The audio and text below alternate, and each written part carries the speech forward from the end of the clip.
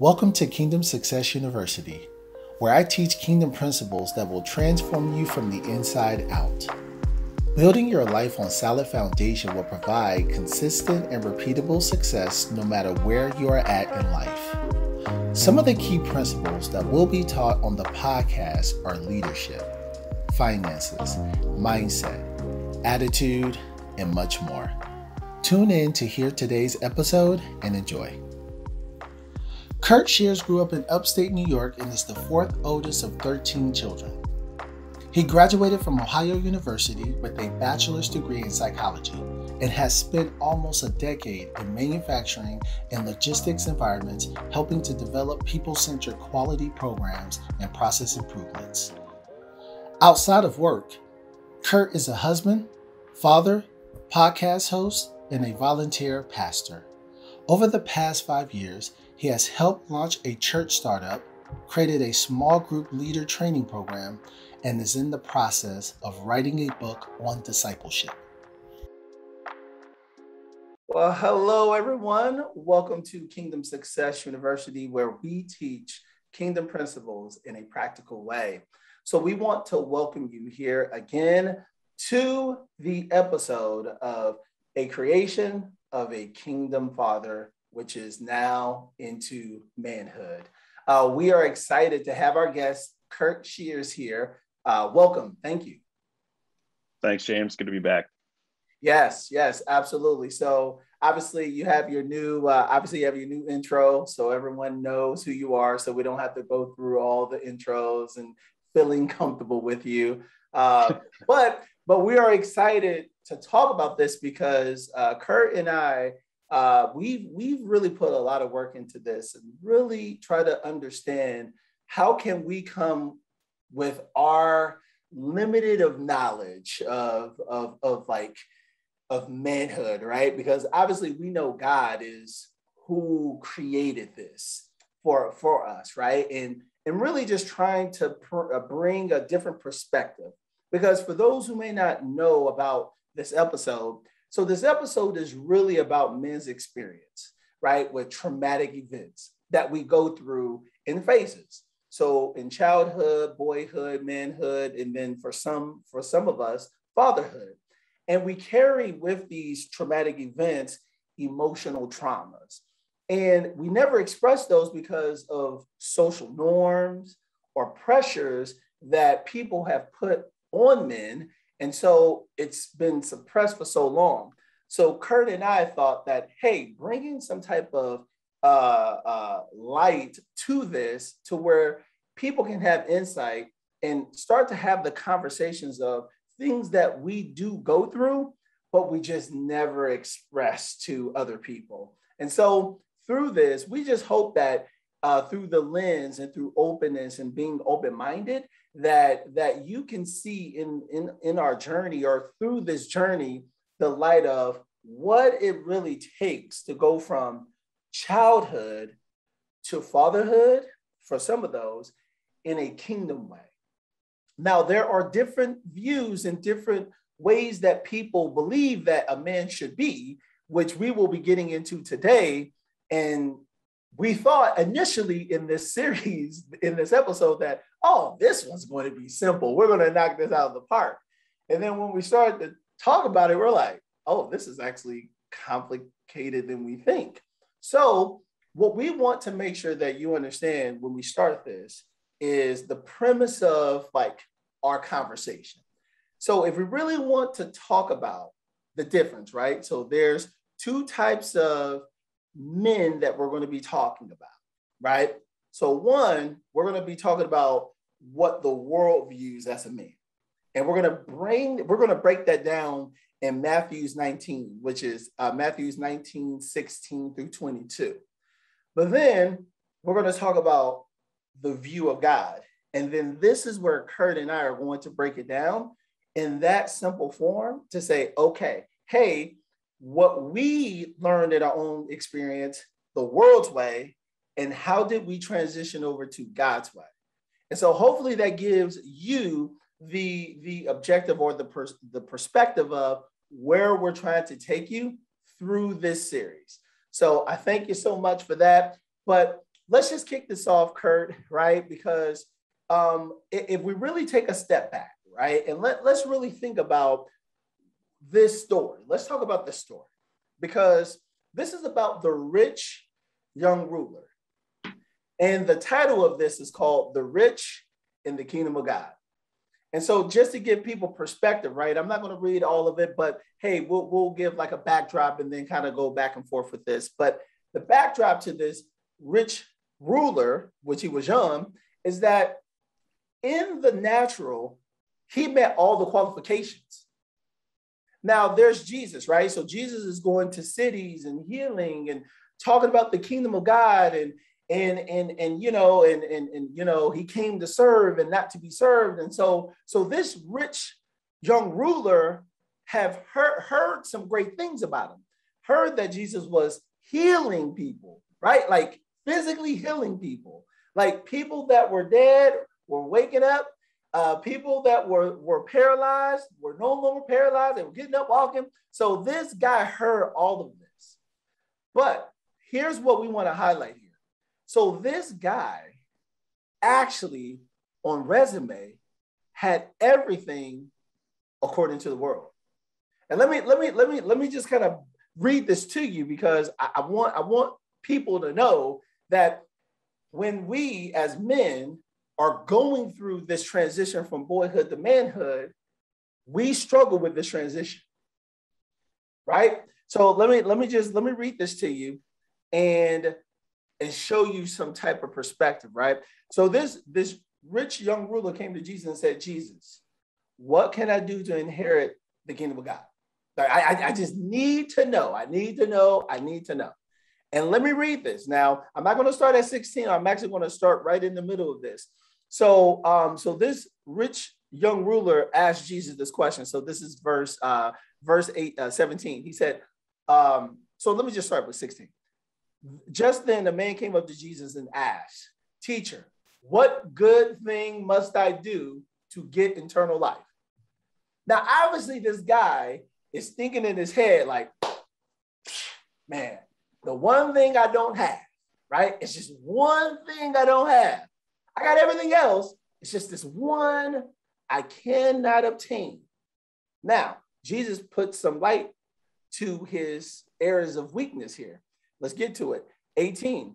So Jesus replied, verse 17, why do you ask me about what is good? Jesus replied, there is only one who is good. If you want to enter life, keep the commandments. Now, for those who don't know what the commandments are, it's like the 10 commandments, right? Thou shalt not steal, kill, those kinds of things, right? That the 10 commandments, that's what he's talking about. Now, let's give you some perspective. The 10 commandments were put in place from God because he knew no man could keep it on their own. Nobody.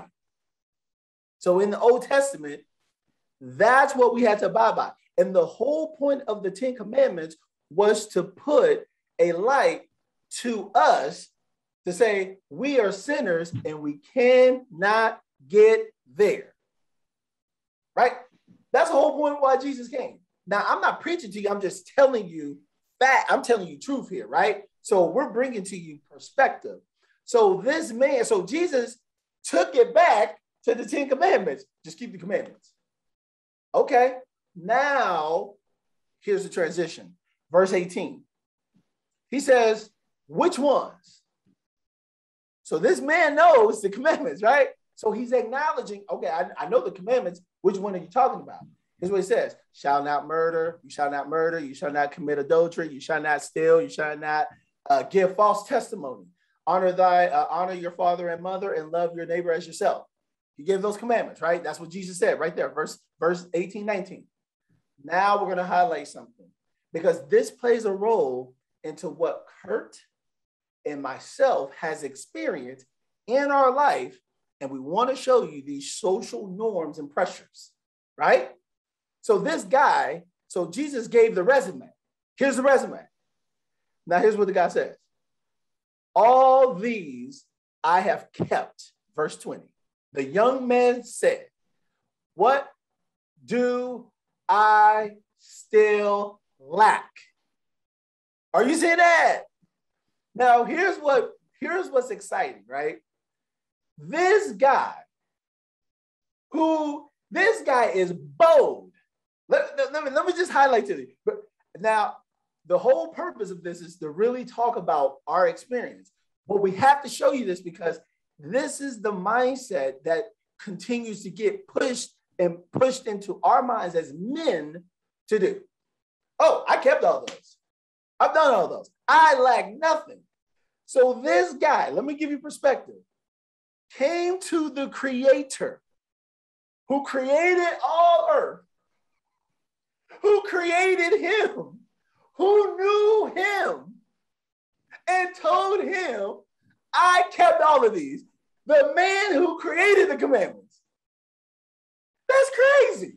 So he has no comprehension of self, right? So this guy is saying, I like nothing. What do I still lack? I've done all these. So he doesn't see, I'm doing that, so there's nothing more I can do. But see, it's one thing he's missing. And there's a purpose to why Jesus didn't say this one piece. And let's go, verse 21. Jesus answered, if you want to be perfect, sell your possessions, give to the poor, and you shall have treasures in heaven. Then come and follow me. Now, again, I'm going back to my roots down south. Now, hold on, kinfolk. That's what we're going back at. We're going back to kinfolk now. Now, brother man was like, hold on, kinfolk. Now, hold on, kinfolk. Now, you are telling me today that thou shalt not steal, I shall honor thy mother, thy father. I told you I'm doing all those things. What do I still lack? Jesus did see one lacking, his possessions. Now, some people will sit here and say, oh, God wants him to be poor. No, that's not what God said. God did not say he wanted this man to be poor. But let's read on because we got to highlight something, and Kurt and I will get into exactly the experience. Here's what it says, verse 22. Please hear us out, because this is exactly what some men are stuck in. Verse 22. When the young man heard this, he went away sad because he had great wealth. Now, here's what the Bible doesn't say, but here's what Kurt and I are going to highlight. The scripture is telling us something, but it's telling us something in reverse. So the scripture is telling us that this rich young ruler was bound. But here's what it says. It says he had great wealth. Well, actually, the wealth had him. And that's what we're here to talk to you about. Because there are some men out there that certain addictions have them. And there's things that men are stuck in, childhood, boyhood, manhood, not even manhood, in these other phases, and they haven't moved on because things still have them bound up and they can't see straight because they keep having the lens of the world instead of what God is viewing you as a man. And so that's what Kurt and I are going to talk about and what we're going to get into. And so I just wanted to give the audience just some perspective, Kurt, to that. But is there anything that you would like to add to that before we get into our story and how we want to align this episode?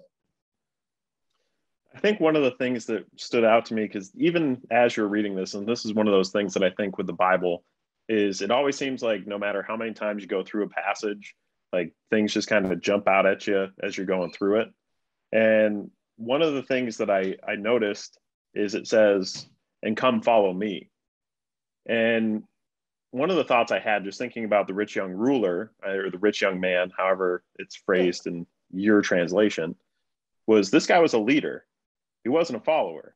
Like Mm-hmm. he was a guy who he had it all together. He was doing his thing. And Jesus says, hey, I want you to become nothing and follow me.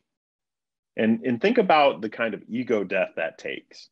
Like think about the kind of sacrifice that would be for someone to just say, hey, I'm gonna get rid of everything that gives me meaning and value and follow this guy. Like that to me was an astounding statement by Christ. I mean, it's a bold thing for him to say in response to the bold stuff that the rich young ruler was saying. So that was just something that jumped out as we were just going through it. Absolutely, 100%. And let's get into that, right? Because look, Kurt, we talked about childhood and we talked about boyhood, but the challenge, right, in manhood is that we only do what we've been taught in boyhood, right? So everything that has been instilled in us, their lack thereof, as we can say too, that we're going to do. And so in this, right? So let's talk about the ego and let's talk about putting things aside that our parents or other mentors have like communicated to us. And let's bring people into our lives and say, okay, hey, you know what? These are some of the struggles that we faced as men, wishing that someone would have taught us or would have just told us the severity of these decisions, right? So let's talk about that. So when you transition, right? So you was a teenager and your parents were kind of, raising you there. What were some of the things that your parents were really, and let's just talk about like 17 and transitioning right into manhood, right? Because you're jumping right into college, right? So like walk us through in terms of just what your parents were teaching you to say, hey, when you get out of the house, here's what you need to be paying attention to. I think one of the big things I remember is being taught, you need to have a job. You need to, take care of your own. You need to have a car. You need to be able to put gas in it, like that kind of stuff in that time period. Because I got my first job when I was 15. So I started working when I was 15 and then, did different jobs all the way up through. But one of the things that I really remember being instilled was you need to have a job. You need to work hard. You need to make sure that you have money for the stuff that you need to pay for, like your bills. And that was one of the foundational things that I was taught. So the other thing that was going on around the same time was I became really interested in relationships. And it was one of those things that it was really a defining thing in my life. Like the relationships that I was in were key contributors to whether or not I felt like I was, successful, I guess is the best way to describe it. Because really, when you're a teenager, success looks way different than, when you're 30 and pursuing a career and things like that. Like it's in that time period, it was really about, I want to be perceived as I have my stuff together. I have, a car and a job and a girlfriend, and I look like a man, even though I didn't really feel like a man at that point. I still felt like a kid. Like you wanted to feel like, I can put on my big boy pants and I can, do all the stuff that men can do. And that's really what that phase was like for me. And going off to college, it was a lot of the same. It was about making sure you're perceived a certain way, make sure, people have a certain respect and value that they put on you for, academic achievement or whatever it happened to be. And just feeling like you were important. Like that was a really big thing. And I guess from that perspective, how did that differ for you? Because for me, it was literally high school to college. It was very much, your standard, this is American life. You gotta, you're raised in the family and then you go to college and you gotta get a good job. Like it was following that trajectory for me. Yeah. Yeah. For me, because I was being raised by my grandpa, which I think I explained in the last episode, my grandpa wasn't really hands-on. So I had to learn by trial and error, right? So at this point in time, like 17, I was in a relationship. I think at that point in time, I was engaged to a young lady at that time. And, I was still trying to figure out life. I was still trying to figure myself out as a man. And, one of the struggles that I had, Kurt, at that time was, who am I, right? who am I as a person? What do I want to do? How do I want to live? What are my dreams? What are my goals and aspirations? So I didn't really know who I was. So I'm just kind of doing what the world basically said, right? Just like this rich young ruler that, hey, go to college because, the chicks like, you to go to college, and the women like you to have degrees because, women like educated men. And James, make sure you have a career that, that makes you successful. And I'm like, what? Like, okay. So I was doing that, right? And even going through that phase, I had to learn how to apply for FAFSA, right? But, my grandpa wasn't tech savvy or anything, so I had to like do all the work.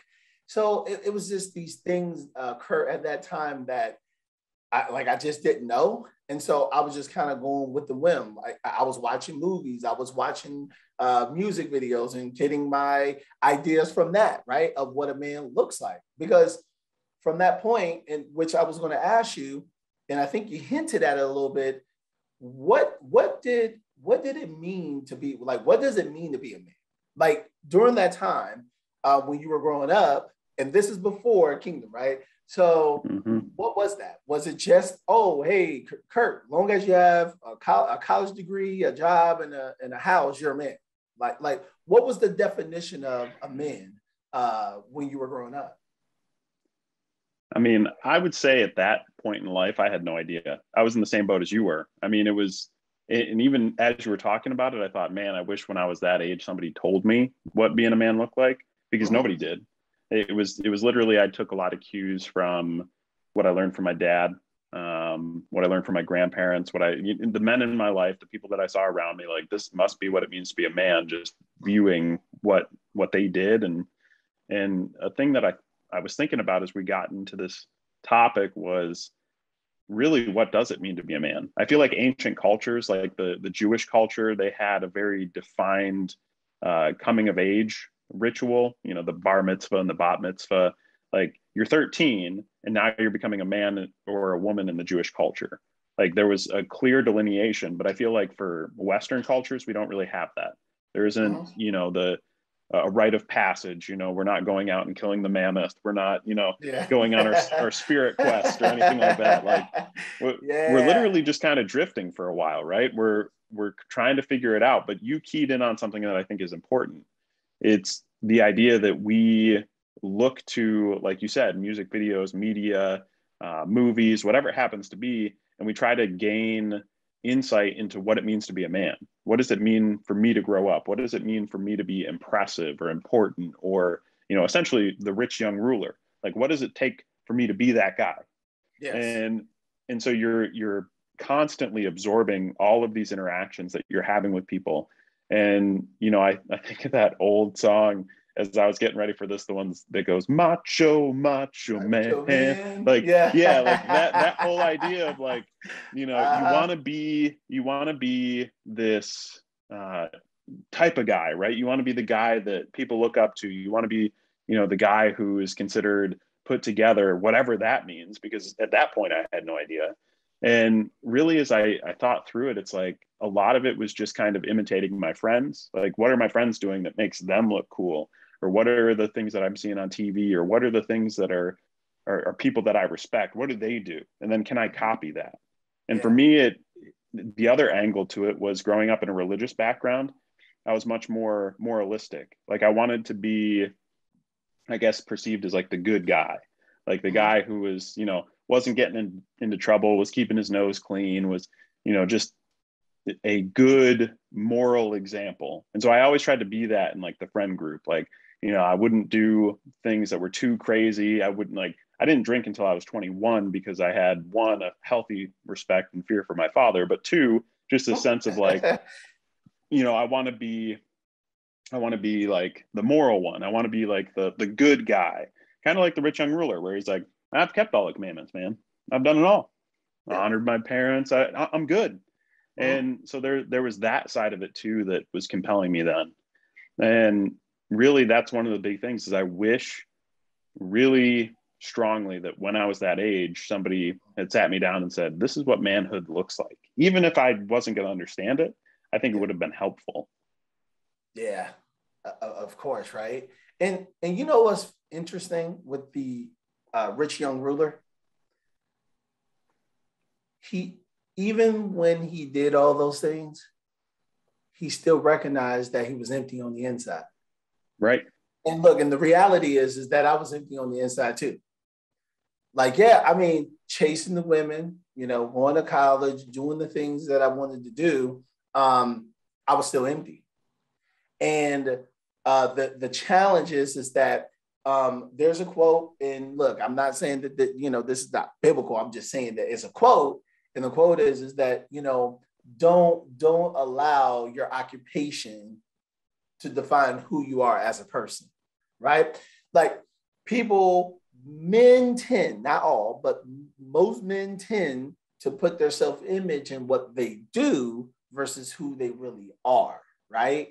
And look at what the rich young ruler said. I have kept all of these. The young man says, what do I still lack? See, it's about what he does, right? It's about what you do. Mm-hmm. Action. Now, I know people, women love to say this. I got to evaluate a man based on what he does. Really? Like, or do you supposed to evaluate on who he is, right? Character. That's who he is, not what necessarily what he does. Now, it's a reflection. What he does is a reflection of his character, right? Don't forget that. But anyways, so as I was growing up, my grandpa didn't teach that. My grandpa didn't teach what it meant. Like, really, it was just you figure it out. Like, I wasn't taught finances. I wasn't taught about communication skills, leadership, mindset, personal development. I mean, I was darn near 25 when I first heard about personal development. I mean, is that how long you take to find out about personal development? I don't think so. But let's get honest. This is not being taught in schools, right? And it's just the reality of our life, right? So where do you go to find out, right? Because you said a word, you said imitation, right? So we're imitators, right? So we just, kids just don't wake up and be like, all right, man, I'm just gonna do what I do, right? They come from somebody, right? Like, even when my kids are not around me, they still act like me, because guess what? They have a little bit of me in them, right? So, and you as well, right? Your son, like, even if you're not there, your son, your wife is there and your son does something, like, that is his dad all the way, right? Oh, yeah. Like, so we imitate, but let's get into that, right? Because before we get into that, let's even take a step back, because the world tries to define men in what we do and occupation. Again, like the rich young ruler. We're going to keep going back to that, because that's exactly where we fall at times. That's where we fall short, right? We're going to fall short.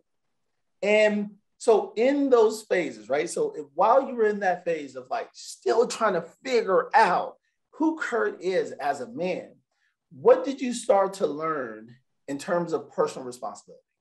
Because were you like, and I'm not talking about how it's supposed to be. I'm talking about in the reality of that situation, were you like, well, I'm 100% personal responsibility? Or did you at times like, you know what? Hey, that's that other person's fault versus my fault, right? Let's get real to that. Let's talk about that. How did you get personal responsibility?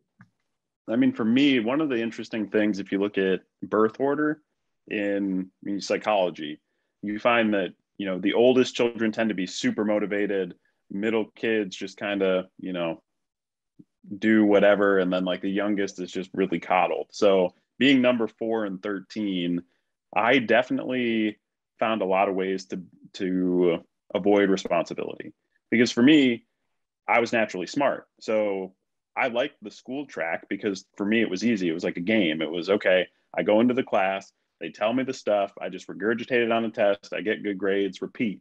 Like that was, And to me, it didn't require a lot of responsibility. Even when I was looking at majors, I started out in communications. I was going to have an emphasis in broadcast journalism, and then I ended up switching into psychology. And a lot of that had to do with the fact that, one, I didn't want to be, just an average news reporter, because one, I didn't make a lot of money. And two, I didn't want to be covering like cat fashion shows and stuff. I just didn't see that as, in my wheelhouse. And so I decided, all right, I'm going to switch to something that I like, and I like psychology. And I remember I had all roommates as engineers.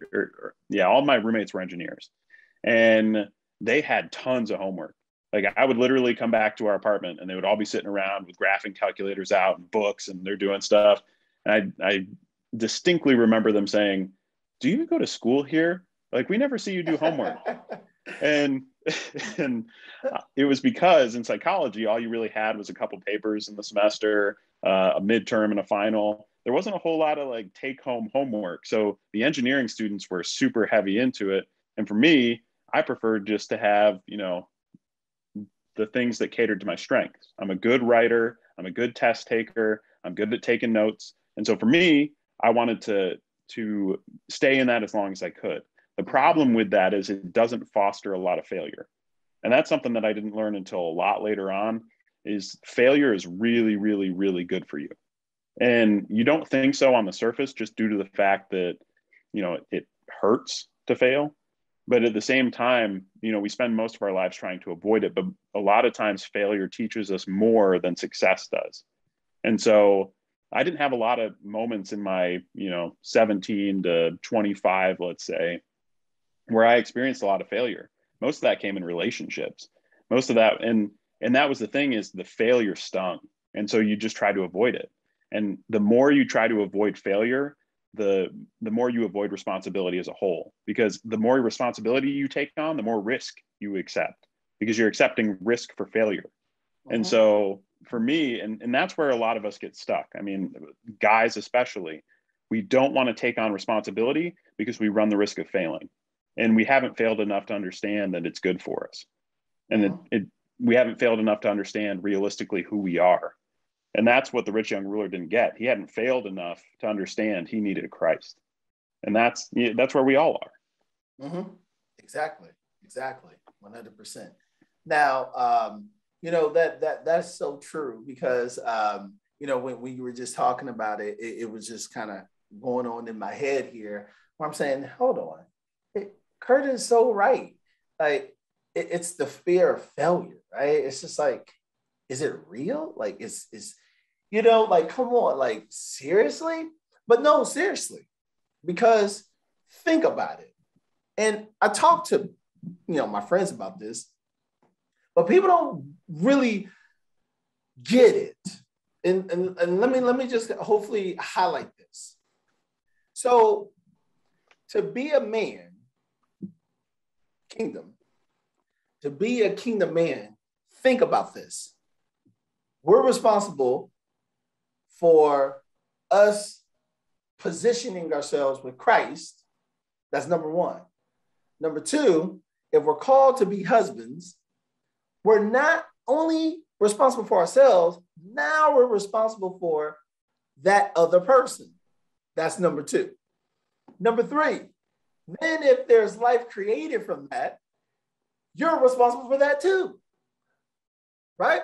So not only are you not responsible for that, so you're responsible for lives, you're responsible for the finances, you're responsible for the spiritual, you're responsible to ensure that you're teaching and training your kids in truth. So like there's a burden that is placed upon a man, which is a good burden. Now let me just make sure that I define this. When people hear burden, they be like, oh my God, that's bad. No, let me tell you, there's a good burden and there's a bad burden. And let me tell you what a bad burden is. A bad burden is you think about somebody, but you don't have no clue what's going on. Right? So let's just say you're responsible for your spouse, but your spouse is terrible at communicating. Her emotions, what's going on, what's happening, like what's happening with the kids, what's happening inside of her, like what she's struggling with. Like you're thinking about your wife, but it's in a negative way because you're like, okay, is she really okay? Is she really fine? Right? So it's going to be a burden. Having a wife is going to be a burden. I don't care what anybody says, right? They're blessings. Yes, they are. Now, on the good side of it is that the good burden is you do now, yes, you're responsible for the woman. However, you're communicating. You know exactly what's going on the inside. And that's how God views it, right? Not necessarily bad burden. No. He takes on our burdens. He says, my burdens are light. So God did not distinguish that burdens are not going to be, that you're not going to feel burdens. So we're going to feel it, but it's light. It's good, right? But it's good because we understand it has clarity. And so when we're talking about clarity and we're talking about a man, see, there was no clarity with what Kurt was talking about. There was no clarity for me when I was growing up. Okay? Like, it was actually fend for yourself, right? It was no financial literacy. No one was teaching me any of this stuff. And this, in the challenge to all of this is that as a man, when you're trying to figure out your life at the drop of a dime, in the process of trying to be a man, it's hard for women to get on board with that. Can we get honest? Would you agree to that, Kurt? Like, oh yeah. I hear a lot of women say, James, I can't talk to that guy because, man, he's still in boyhood. Like, he's still struggling with, trying to find a house, and trying to keep a job, and he wants a woman to take care of him. Like, these roles are backwards, right? So it's like, what to do? What do you do? What is the light? What is the picture? What is the picture? Well, I can tell you for me, personal responsibility, and I'll get into the picture here, is that personal responsibility for me was no personal responsibility at all. It was just, it's somebody else's fault. And you just make all the excuses in the world. Now, I'm going to give you a personal philosophy for me. This is my personal philosophy, me personally. Now, no one came up with this. I'm telling you this. My personal philosophy that someone actually taught me was, James, you can make excuses or you can make money, but you can't make both. Let me put it in a different way. You can feed your ego or you can feed your family, but you can't feed both. And personal responsibility falls into that. If you want to take care of your family, as a man, the quicker you get to personal responsibility and say, hey, if it's going to be as up to me, is as quickly as you take control over the truth and the things that come into your life and start to control the things that happen in your life, right? And then things around your life will form around your personal responsibilities, right? I can't speak for Kurt, but I can speak for me. When that transition happened, it was gold. And ever since, I haven't gone back. I enjoy personal responsibility. What about you, Kurt? I would say I'm learning to love it, because that's the one thing where it's like, the thing that I've found as I've gotten older is it's not that the negative traits in me disappear. It's not like the laziness or the lack of wanting to do things hard, like the favoring the things that I'm good at, that I excel in. Like, it's not that goes away. It's just that you become more cognizant of it.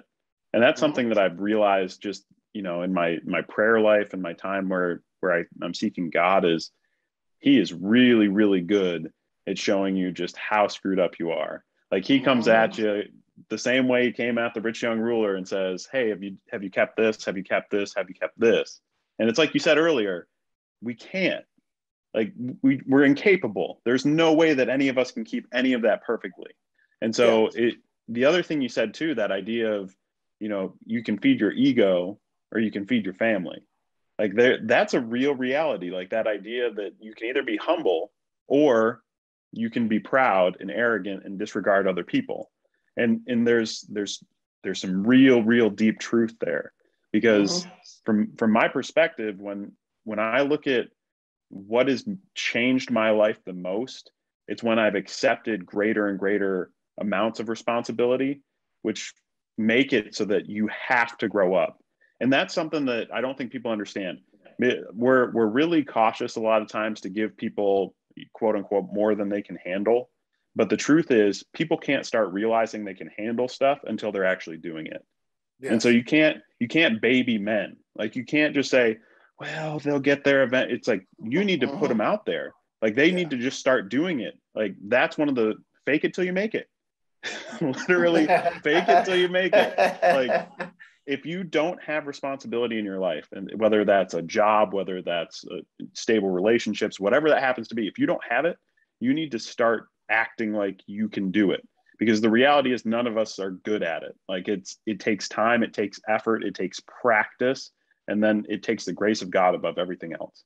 Because, man, without God, I'm exactly like the rich young ruler. I can get overly confident. I mean, I can start relying on my intro credits, like everything that's said about me at the beginning. It's like, oh yeah, I'm a good guy. I got this and this and this going on.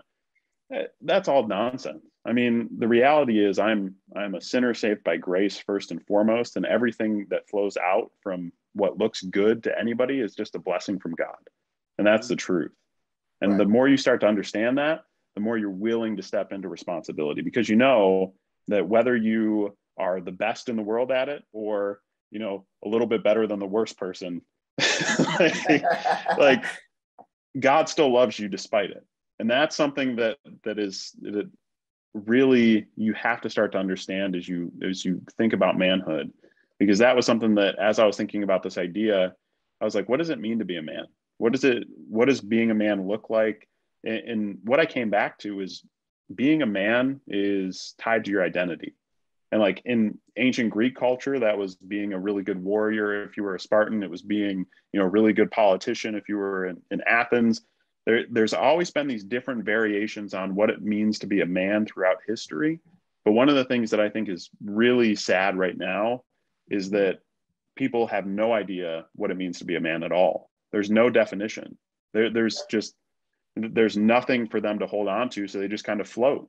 And the more we drift and the more we float in this idea of what it means to be a man, the more lost we become as men. We need it, like we talked about earlier, that idea. We need something to imitate.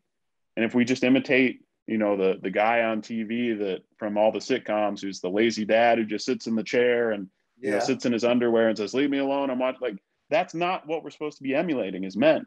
Like, there really is a definition. And that's something that we really need to talk about.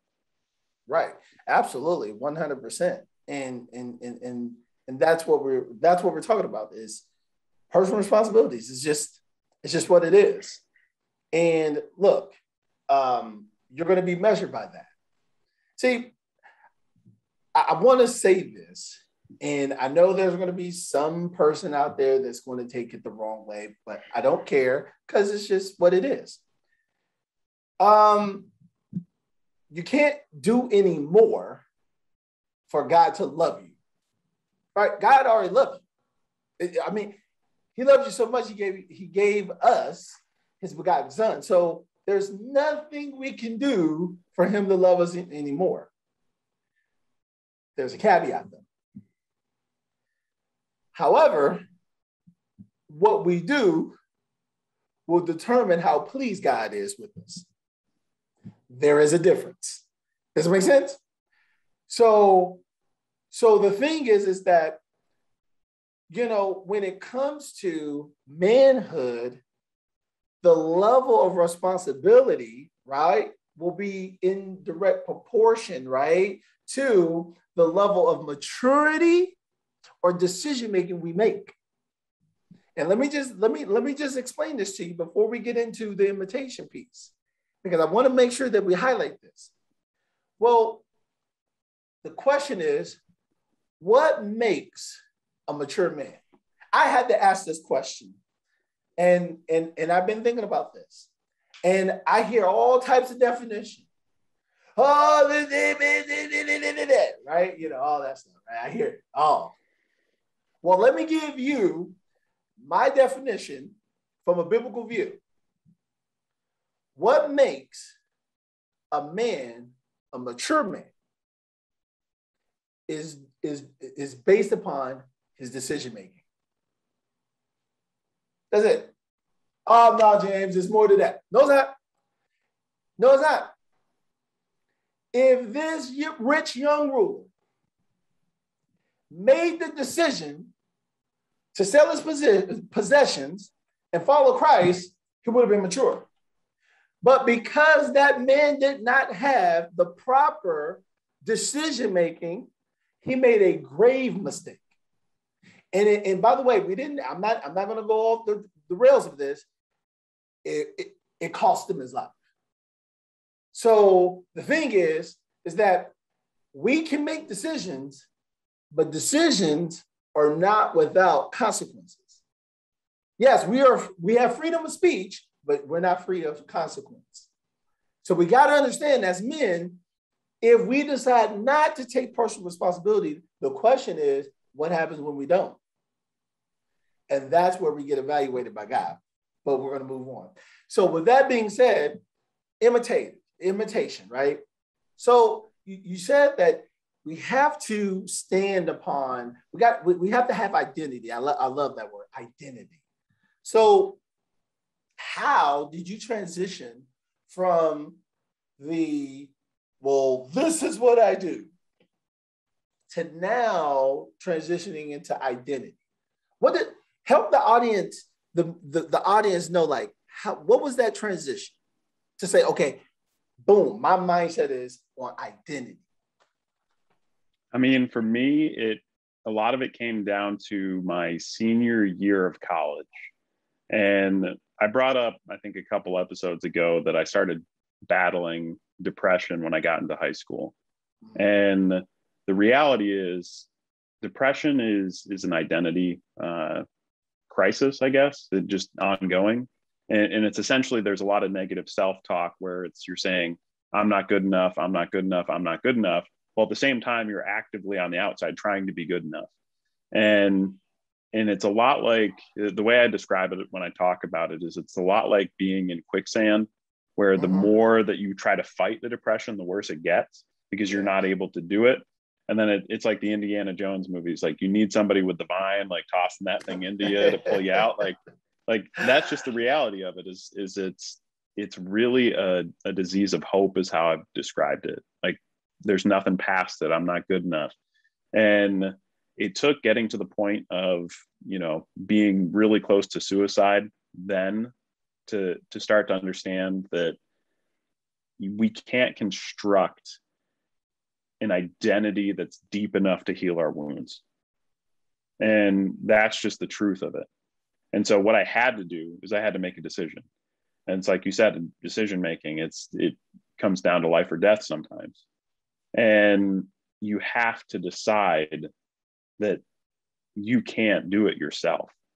And when you get there, when you realize that, like the rich young ruler, that's what he thought. He thought, I can do it myself because I have the pedigree, I have the money, I have the moral background, I've got it all. And so he couldn't even get to the point where he saw that he needed Christ. But for me, that was the point. That was the point where really I see it as the pivot, really the point where I started pursuing a different identity, because I knew it wasn't something that I could manufacture. And so that's really what changed for me. And as I really even thought about this idea of identity and manhood, it went from trying to imitate half truths around me to imitating a stable truth that was then within me. Like, that was something that was the difference. And so that's something that for me was really the key point, because I don't think I would be anything like I am today if it wasn't for that moment. And it's funny because I look back on that time and how I thought there was literally no hope. I had no future. And now I sit here, over a decade later, and I just sit there going, wow, I could have never imagined that I would be where I am. I could never imagine I would be married to the woman I'm married to. I could never imagine that I'd have a son. I could never imagine, where I'd be at in my career. Like, I couldn't picture any of it. And so it's that idea that once you start to really align yourself with what's true, you start to see the world the way it really is. And the more that God will start showing up in your life. Wow. That's powerful. And, for me, it was a little bit different. God communicates to people a little bit differently, but he like puts things in my face like, boom. Like, I'm like, oh, okay. All right. Because, sometimes I get a little bit hard-headed, right? He'd be like, Jay, you need to wake up. Okay. I'm like, all right, God, I'm sorry. Okay. I told you I'm down south. All right. But no, I was actually, this is how I knew I could not get there by myself. Let me read a scripture that was highlighted through this journey of mine into manhood. It's Jeremiah 17:9. It says, the human heart is the most deceitful thing, or deceitful of all things, and desperately wicked. Who really knows how bad it is? That's when I woke up. The rich young ruler thought, and that's the problem. It's what he thought. And a lot of people out there think what they think, right? This is what I think. That's fine, right? Listen, look, I'm not here to debate relationships, but I've had this before where I've talked to people and they try to debate you in how a friendship should function. Well, this is what I think a friendship should be, and this is how I think a relationship should be.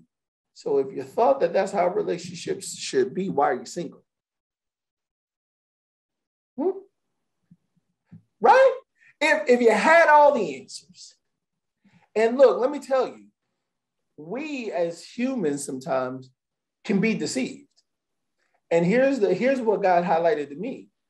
What does a self-deceived person look like? Right? And there you go. You have it. The rich young ruler, he couldn't see past his own peripheral. But see, because he only saw what he saw, but he didn't see how God saw, because he didn't have the mind of Christ. So the point is that when I was going through this transition, I had to identify my thoughts versus God's thoughts. Instead of saying, oh, this is what I think, I had to, in identification, understand how he thought. Because if he created it, then obviously he knows. And so for me, I had to realize outside of God, I'm deceived. There's nothing good. And if somebody comes to you, Kurt, and somebody comes to me, Kurt, and says, I am good, run away from that person, because they have no distinction. Because, hey, here's the distinction. If somebody came to you, and this is crazy, if somebody came to the courts and they said, hey, listen, well, I killed one person, and then another person comes, oh, well, I knew what they did. I just stabbed them.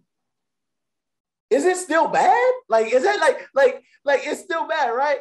Like, it's still that it's like, dude, stabbing somebody. Well, the person didn't die. I just stabbed them. But it's like, what are we talking about, right? Now we're getting into distinctions of the measure of evil, measure of good. Does that make sense? So it's danger to enter into something when the measure is based upon human view, not God's view, because we're fallen. There's no way we're going to get there. And I knew I couldn't get there, because if it said my heart is deceitful above all things, here's what that's telling me. It's more deceitful above Satan. That's crazy. That's what the Bible said right there. Right there. Don't listen to me. That's what it said right there. Most deceitful of all things. That's all things, right? Wow.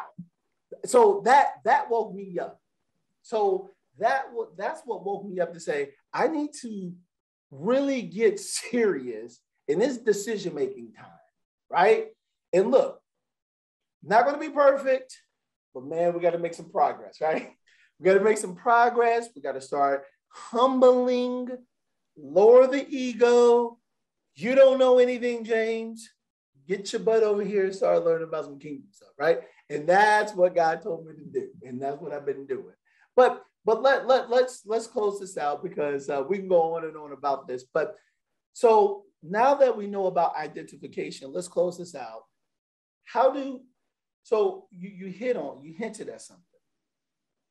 You realized that there was a design in your life and there's a purpose. So what you're telling the audience and what we're trying to communicate to the audience, and you can add to this, is that it's twofold. It's one or the other. You either believe that there's a purpose for this transition of manhood, or you don't believe there's nothing. There's no purpose. And look, we're going to be honest with you. If you believe that there's no purpose, this podcast is not for you. Click, bye, have a great day. We can't help you, right? Just being honest, we can't help you. But if you believe that there's a purpose, then now what we're asking is that you have to align yourself to pursue the actual purpose, right? And to that, it has to be Jeremiah 29:11, right? And that's the plans that I have for your life, right? Plans to prosper you. But you have to be in a what Kurt says, a submissive position, humble position, right? Yes. Did I say submission? Yes, I did say that. Men do submit, by the way. Ephesians 5:20, if you want to go there specifically. We do submit now. Now, Kurt, to that point, in identification transitioning to a purpose, how do men now get into pursuit of their purpose? So you have to recognize something about all humans. I mean, the rich young ruler points it out. He says, what do I lack? We all have this sense within us that, hey, if the cosmic judgment comes, if the final court weighs in, I still feel like I'm missing something. I still feel like there's something that's not quite right. That's why you hear all the celebrities go, I thought making it, getting, the big blockbuster movie or, the platinum record or what, I thought getting there would mean more than it did. And I was still empty after. Like you hear those stories all the time. And what we have to realize as human beings is we're aiming creatures. We aim towards something. And like James said, from that perspective, you said, hey, if you think about who we are, we're bound up to our identity in a lot of ways. And our identity is based on what we value. And so whatever you put at the top of the pyramid that you value is your God. That's who God is. So if you value money above all else, sex above all else, fame above all else, you will pursue it, and it will shape who you are as a man, because manhood is essentially what you've aligned yourself to as a man and your pursuit of it. And then at the end of the day, the final analysis, what have you earned from that pursuit? And that's really what most men face at the end of their life is, what have I accomplished? And what was interesting as we were getting ready for this, I was reading through Ecclesiastes. It's one of my favorite books. A lot of people go, oh, that book's depressing. Oh, it's like, Solomon's in there putting down some wisdom. And he says at the end of it, the end of the matter, all has been heard. Fear God and keep his commandments, for this is the whole duty of man. For God will bring every deed into judgment with every secret thing, whether good or evil. And we all sense that. We all recognize that at some point we're going to be judged for what we do. And that's such a weird thing to say, because most people will go, I don't think that's true. But you do. It's why you sense a lack. It's why you feel like there's something missing. It's why you're constantly pursuing whatever is at the top of your value pyramid. with reckless abandon and hoping that when you hit it big, or you know, finally get that job or finally do the thing, it's going to pay off. But if you don't have God at the top, and that's what it means to submit, really.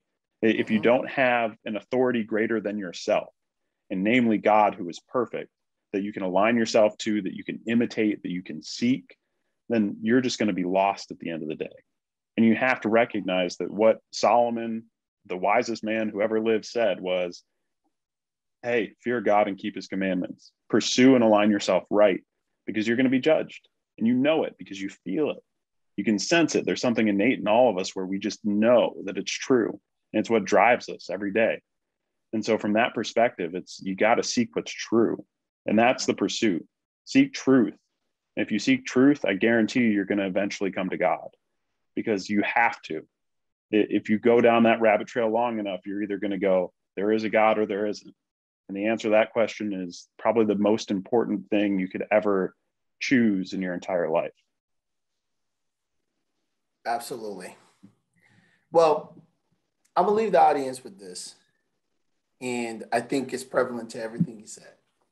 This is also by King Solomon in Proverbs.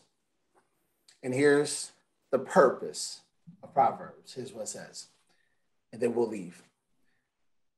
Their purpose, and this is verse 2, is to teach people wisdom and discipline, to help them understand the insight of the wise. Verse 3, their purpose is to teach people to live disciplined and successful lives, to help them do what is right, just, and fair.